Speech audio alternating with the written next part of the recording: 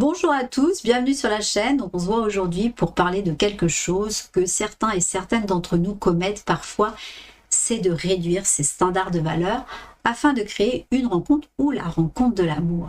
Et ça, en tout cas, peu importe l'âge ou le sexe. Donc oui, ça peut sembler anodin, mais en réalité, c'est une bombe à retardement pour votre bien-être et puis aussi pour vos relations.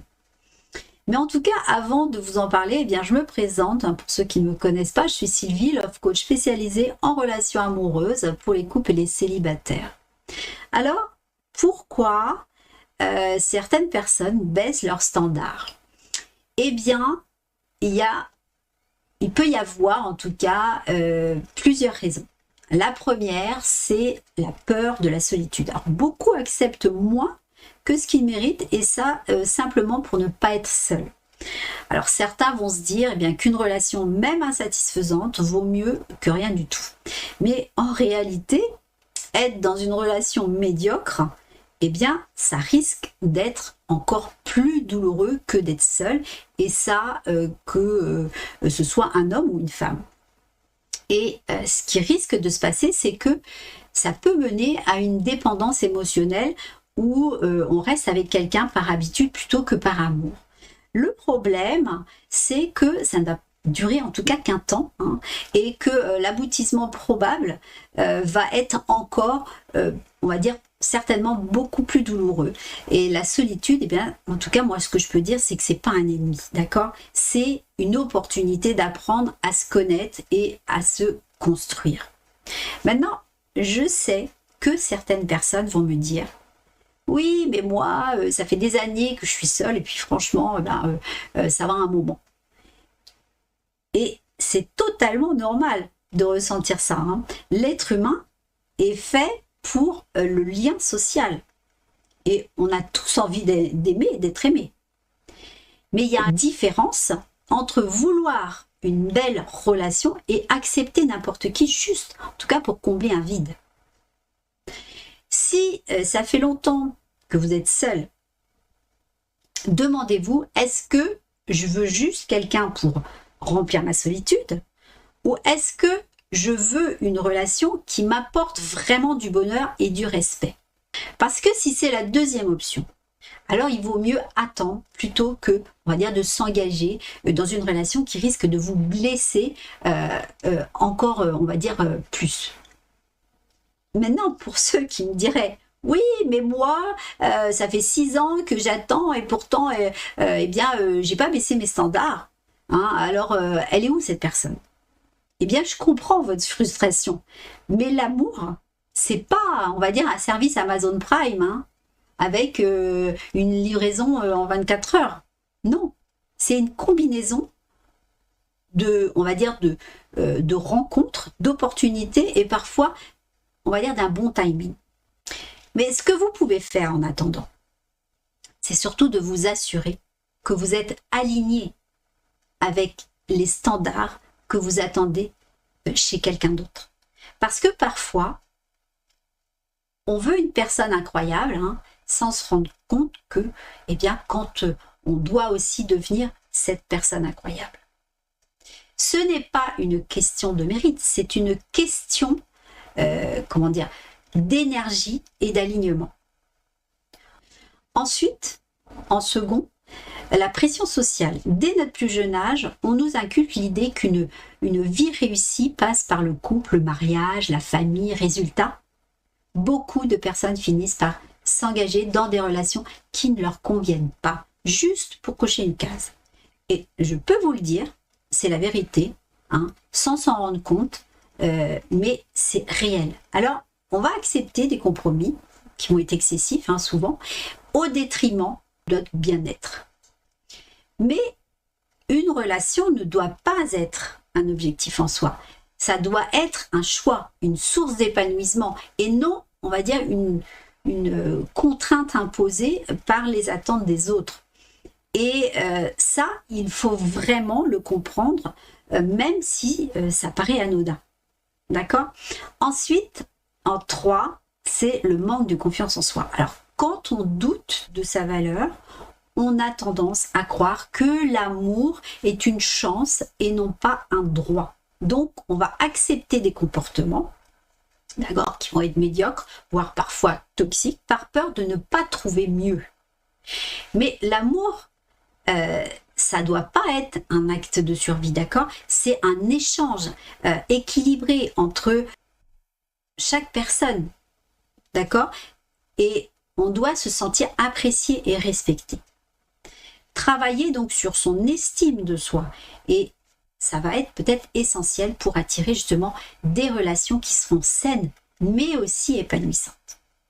Après, on a en quatrième les expériences passées, parce que oui, il faut parfois dire qu'il arrive qu'après plusieurs échecs amoureux ou une relation toxique, on peut se convaincre que l'amour parfait n'existe pas et qu'il faut apprendre à se contenter.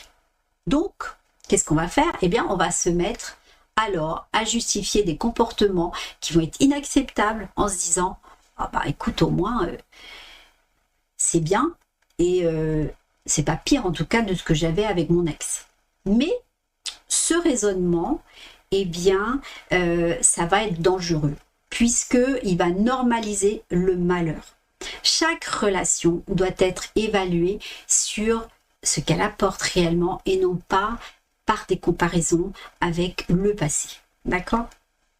Donc, pourquoi les conséquences peuvent être dramatiques de baisser ses standards? Eh bien, c'est ouvrir la porte à une relation qui ne va pas vous nourrir. D'accord? Et qu'est-ce qui peut arriver? Eh bien, ça va être un déséquilibre dans la relation. Parce que si vous acceptez quelqu'un qui ne vous correspond pas vraiment, on va dire, bien vous risquez toujours de faire des compromis et de vous oublier, vous. D'accord? Ça peut être aussi la perte de respect. Puisque à force d'accepter moins, eh bien votre partenaire peut finir par ne plus vous considérer à votre juste valeur. Et puis, si il y a un sentiment d'insatisfaction constant, eh bien moi je dirais que vous méritez d'être dans une relation qui vous épanouit, pas dans une relation qui vous frustre en permanence, d'accord? Et puis vous allez perdre votre temps. Chaque minute de passer avec la mauvaise personne, eh bien c'est une minute en moins pour rencontrer la bonne personne. Donc faites attention aux conséquences. Maintenant, comment garder en tout cas des standards élevés? Si vous voulez éviter ce piège, je vais vous donner quand même quelques conseils. D'abord, définissez clairement vos standards. Prenez le temps de poser sur un papier ce que vous attendez vraiment dans une relation. Pas seulement des critères physiques, mais aussi des valeurs fondamentales, une vision de la vie commune et d'une compatibilité sur le long terme. Puisque trop de gens se concentrent sur des attentes qui vont être superficielles, sans réfléchir, qui vont être des besoins qui ne sont pas forcément, on va dire, réellement essentiels pour le bonheur durable. Travaillez aussi sur votre estime de vous. Plus vous avez confiance en vous, moins vous serez tenté d'accepter des compromis qui vont à l'encontre de votre bien-être. Prenez du temps pour vous connaître, développez vos passions, entourez-vous aussi, on va dire, de personnes bienveillantes. Quand vous vous sentez rempli, vous attirez naturellement des relations plus saines et plus équilibrées. Et puis soyez aussi un ou une persévérante dans la patience. Mieux vaut attendre la bonne personne que de se précipiter dans une relation qui ne vous rend pas heureux ou heureuse. Rappelez-vous ce qu'on a dit tout à l'heure. L'amour, c'est pas une livraison express. Si vous êtes seul depuis longtemps, eh bien assurez-vous que vous êtes réellement en train de construire la vie qui attire la personne que vous souhaitez. Est-ce que vous êtes en accord avec vos propres standards? Est-ce que vous développez les qualités que vous recherchez chez l'autre? C'est très important. En tout cas, soyez la meilleure version de vous-même et je vous assure que la bonne personne viendra naturellement. Ensuite, apprenez à être bien seul. Quand on est bien avec soi-même, on ne ressent plus le besoin de combler un vide avec une relation qui ne nous convient pas. Il faut donc aussi apprendre à apprécier votre propre compagnie, à faire des activités qui vous épanouissent et à voir la solitude comme une force plutôt qu'un fardeau. C'est par ce chemin, d'accord, qu'il faut passer. Tant que vous verrez cette solitude comme un fardeau, vous n'avancerez pas. Être heureux ou heureuse, seul, c'est la clé pour ne jamais se contenter de moins que ce que vous méritez. En gros, c'est ça. Donc voilà, c'est la fin de notre discussion. J'espère que ces astuces vous auront été utiles. Si c'est le cas, n'oubliez pas de mettre un petit pouce pour ne rien manquer des prochaines vidéos. Abonnez-vous à ma chaîne et puis activez la petite cloche. Laissez vos commentaires, partagez la vidéo pour ceux qui en ont besoin. En tout cas, prenez soin de vous et on se dit à très vite pour une prochaine vidéo. À bientôt.